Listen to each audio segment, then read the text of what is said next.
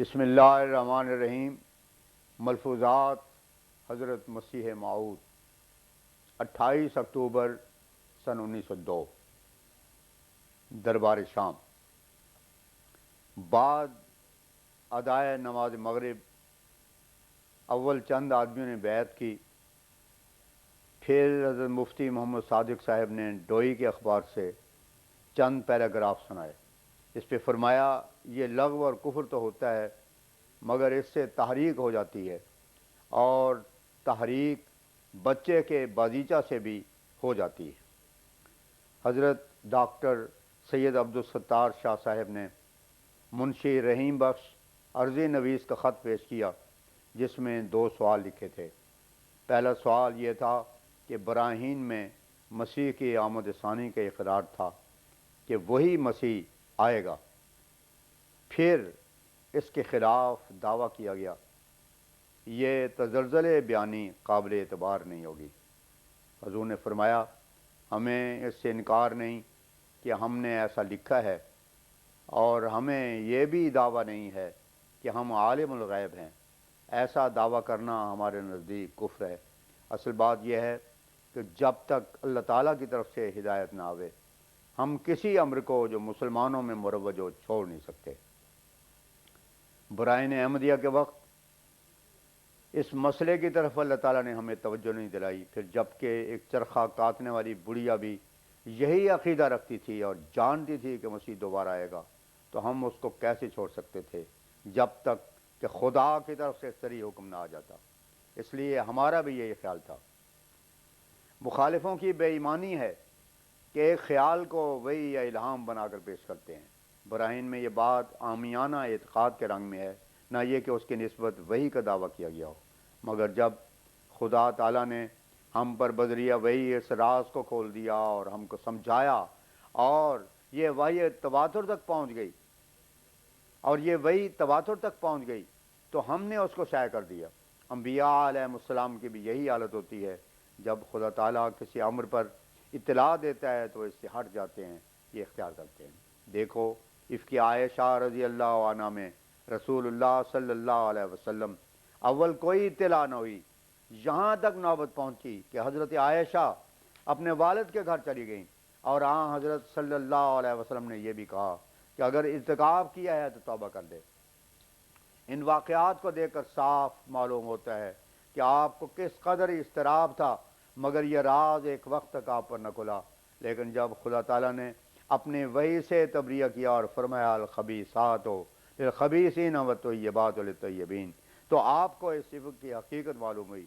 اس سے کیا حضرت صلی اللہ علیہ وسلم کی شان میں کوئی فرق آتا ہے؟ ہرگز نہیں۔ وہ شخص ظالم اور ناخدا ترس ہے جو اس قسم کا وہم بھی کرے اور یہ کفر تک پہنچتا ہے۔ حضرت صلی اللہ علیہ وسلم اور انبیاء علیہ السلام نے کبھی دعویٰ نہیں کیا کہ وہ عالم الغیب ہیں۔ عالم الغیب ہونا خدا کی شان ہے۔ یہ لوگ سنت انبیاء علیہ السلام سے اگر واقف اور آگاہ ہوں تو اس قسم کے اعتراض ہرگز نہ کریں۔ افسوس ہے کہ ان کو گلستان بھی یاد نہیں جہاں حضرت یعقوب کی حکایت لکھی ہے، یہ کہ پرسید جہاں گم کردہ فرزند کہ اے روشن گوہر پیر خردمند ز مصرش بوئے پیران شمیدی چرا در چائے کنعانش نہ دیدی بگفت آوال ما برق جہاں دم پیدا و دیگر دم نہاس گہے بر تارم اعلیٰ نشینم گہے بر پشت پائے خود نہ بینم اگر درویش بر یک حال ماندے سرے دست از دو عالم بر فشاندے۔ یہ سچی بات ہے اور ہمیں اس کا اعتراف ہے کہ ہم خدا تعالیٰ کے دکھائے بغیر نہیں دیکھتے، اور اس کے سنائے بغیر نہیں سنتے، اور اس کے سمجھائے بغیر نہیں سمجھتے۔ اس اعتراف میں ہمارا فخر ہے۔ ہم نے کبھی دعویٰ نہیں کیا کہ ہم عالم الغیب ہیں۔ ہم نے انہی خیالات کے مسلمانوں میں نشو و نما پایا تھا۔ ایسا ہی مہدی و مسیح کے متعلق ہمارا علم تھا، مگر جب خدا تعالیٰ نے اصل راز ہم پر کھولا اور حقیقت بتا دی تو ہم نے اس کو چھوڑ دیا، اور نہ خود چھوڑا بلکہ دوسروں کو بھی اس کی طرف اسی کے حکم سے دعوت دی اور اس کو چھڑایا۔ اور تعجب کی بات یہ ہے کہ جس امر کو نادان اعتراض کے رنگ میں پیش کرتا ہے اس میں ہمارا فائدہ اور ہماری تائید ہوتی ہے۔ دیکھو براہین میں ایک طرف مجھے مسیح موعود ٹھہرایا ہے، اور وہ تمام وعدے جو آنے والے مسیح کے حق میں ہیں میرے ساتھ کی ہے، اور دوسری طرف ہم اپنی اسی قلم سے مسیح کے دوبارہ آنے کے اقرار کرتے ہیں۔ اب ایک دانش مند اور خدا کا مسلمان اس معاملے میں غور کرے اور دیکھے کہ اگر یہ دعویٰ ہمارا افتراء ہوتا اور ہم نے آج خود بنایا ہوتا یا منصوبہ بازی ہوتی تو اس قسم کا اقرار ہم اس میں کیوں کرتے؟ یہ سادگی صاف بتاتی ہے کہ جو کچھ خدا تعالیٰ نے ہم کو علم دیا اسے ہم نے ظاہر کیا۔ بظاہر یہ کارروائی متناقض ہے، مگر ایک سعید فطرت انسان کے لیے ایک روشن دلیل ہے، کیونکہ جب تک خدا تعالیٰ نے ہم پر نہیں کھولا، باوجود ہے کہ ہمارے ساتھ وہی وعدے جو مسیح موعود کے ساتھ کیے جاتے اور اسی براہین میں میرا نام مسیح رکھا جاتا ہے، اور هو الذی ارسل رسولہ کی آیت الہام ہوتی ہے، مگر اسی قلم سے میں لکھتا ہوں کہ مسیح موعود دوبارہ آئے گا۔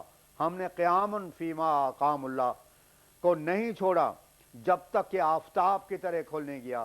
یہی اعتراض ہماری سچائی کا گواہ ہے۔ نبی اکرم صلی اللہ علیہ وسلم پر جب پہلے وحی آئی تو آپ نے یہی فرمایا، خشیت علی نفسی۔ بیوی کہتی ہے کلا واللہ، اور پھر بیوی نے کہا کہ آپ ضعفاء کے مددگار ہیں، آپ کو خدا ضائع نہیں کرے گا۔ پھر خدا تعالیٰ نے جب آپ پر امر نبوت کو واضح طور پر کھول دیا تو آپ نے تبلیغ اور ارشاد میں کوئی دقیقہ نہ چھوڑا۔ مومن اس مقام کو جہاں ہوتا ہے نہیں چھوڑتا جب تک خدا نہ چھوڑائے۔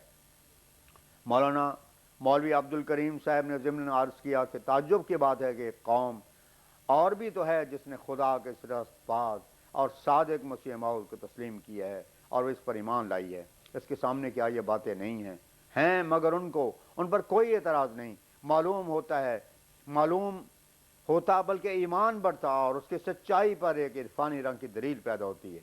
حضرت اختص نے سن کر فرمایا، بے شک یہ تو سچائی کی دلیل ہے، نہ اعتراض، کیونکہ ماننا پڑے گا کہ تصنع سے یہ دعویٰ نہیں کیا گیا بلکہ خدا کے حکم اور وحی سے کیا گیا، کیونکہ حضرت عیسیٰ کی آمد کے واقعات کو ہی تو اس میں بیان کیا، بلکہ میرا نام عیسیٰ رکھا اور لکھا کہ لیظہرہ علی الدین کلہ، میرے حق میں ہے اور ادھر کوئی توجہ نہیں۔ بس اس سے صاف ثابت ہے کہ اگر میرا یہ کام ہوتا تو اس میں دوبارہ آنے کے اقرار نہ ہوتا۔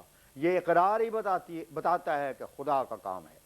اس پر مولوی عبد الکریم صاحب نے اس نقطے سے خاص ذوق اٹھا کر عرض کیا کہ یہ بین ہی وہی بات ہے جو قرآن شریف کی حقانیت پر پیش کی جاتی ہے کہ اگر آن حضرت کا کلام ہوتا تو اس میں زینب کا قصہ نہ ہوتا۔ حضرت اقدس نے پھر اس سلسلہ کلام میں فرمایا، اب کون سی نئی بات ہے جس کا ذکر براہین میں نہیں ہے؟ براہین کو تباہ ہوئے 25 برس کے قریب ہو گزرے ہیں، اس وقت کے پیدا ہوئے بچے بھی اب بچوں کے باپ ہیں۔ اس میں ساری باتیں درج ہیں۔ بناوٹ کا مقابلہ اس طرح پر ہو سکتا ہے؟ کیا 30 برس پہلے ایک شخص ایسا منصوبہ کر سکتا ہے جبکہ اسے اتنا بھی یقین نہیں کہ وہ اس قدر عرصے تک زندہ رہے گا؟ پھر کیوں کر میں اپنا نام اتنے سال پہلے از خود عیسیٰ رکھ سکتا تھا اور ان کاموں کو جو اس کے ساتھ منسوب تھے اپنے ساتھ منسوب کرتا؟ ہاں، اس سے منصوبہ بے شک پایا جاتا اگر میں اس وقت لکھ دیتا کہ آنے والا میں ہی ہوں، مگر اس وقت نہیں کہا، باوجود کہ هو الذی ارسل رسولہ بالہدیٰ کا اعتراف کیا ہے کہ میرے حق میں ہے۔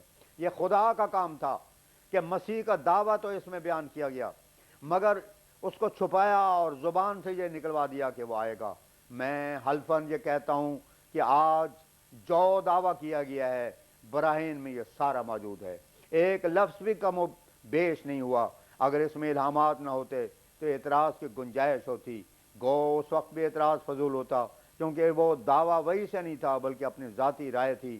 خدا تعالیٰ نے یہ اس لیے کیا تاکہ ظنون اور جال سازی کے وہم دور ہوں۔ دوسرا سوال ان کا اس امر پر تھا کہ آپ نے مسیح موعود کو لکھا ہے کہ وہ قریش میں سے نہیں، اور پھر بعض اگر یہ بھی لکھا ہے کہ وہ قریشی ہے، اس کی مطابقت کیوں کرو؟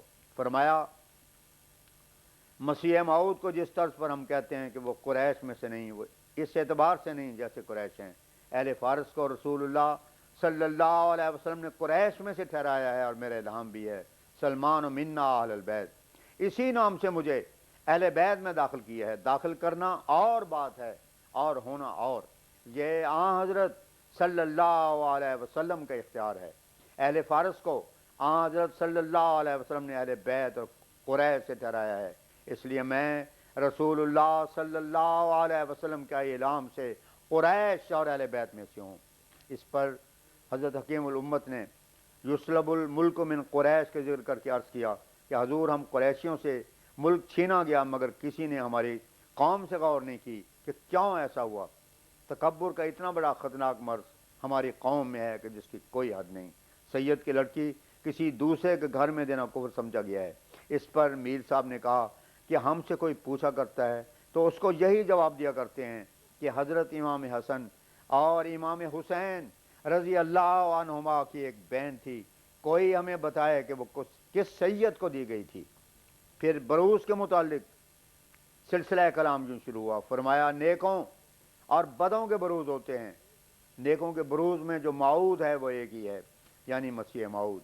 ہمارا عقیدہ یہ ہے کہ اہدنا الصراط المستقیم صراط الذین انعمت علیہم سے نیکوں کا بروز، اور ضالین سے عیسائیوں کا بروز، اور مغضوب سے یہودیوں کا بروز مراد ہے. اور یہ عالم بروزی صفت میں پیدا کیا گیا ہے. جیسے پہلے نیک یا بد گزرے ہیں، ان کے رنگ اور صفات کے لوگ اب بھی ہیں. خدا تعالیٰ ان اخلاق اور صفات کو ضائع نہیں کرتا، ان کے رنگ میں اور آ جاتے ہیں. جب یہ امر ہے تو ہمیں اسے انکار نہیں ہو سکتا کہ ابرار اور اخیار اپنے اپنے وقت پر ہوتے رہیں گے، اور یہ سلسلہ قیامت تک چلا جاوے گا. جب یہ سلسلہ ختم ہو جاوے گا تو دنیا کا بھی خاتمہ ہے، لیکن وہ موعود جس کی سپرد عظیم الشان کام ہے وہ ایک ہی ہے، کیونکہ جس کا وہ بروز ہے یعنی محمد صلی اللہ علیہ وسلم وہ بھی ایک ہی ہے. حضرت حکیم الامت نے ابو رحمت حسن صاحب کا ذکر سنایا کہ وہ بڑے اخلاص سے خط لکھتے ہیں، اور انہوں نے اپنے خط میں لکھا ہے کہ آیت احسنت فرجہا پر مخالف اعتراض کرتے ہیں کہ یہ تہذیب کے خلاف ہے. حضرت اقدس نے فرمایا جو خدا تعالیٰ کو خالق سمجھتے ہیں تو کیا اس خلق کو لغو اور باطل قرار دیتے ہیں. جب اس نے ان اعضاء کو خلق کیا، اس وقت ان اعضاء کو خلق کیا، جب اس نے ان اعضاء کو خلق کیا اس وقت تہذیب نہ تھی. خالق مانتے ہیں اور خلق پر اعتراض نہیں کرتے، تو پھر اس ارشاد پر اعتراض کیوں؟ دیکھنا یہ ہے کہ زبان عرب میں اس لفظ کا استعمال ان کے عرف کے نزدیک کوئی خلاف تہذیب امر ہے. جب نہیں تو دوسری زبان والوں کا حق نہیں کہ وہ اپنے عرف کے لحاظ سے اسے خلاف تہذیب ٹھہرائیں. ہر سوسائٹی کے عرفی الفاظ اور مصطلحات الگ الگ ہیں.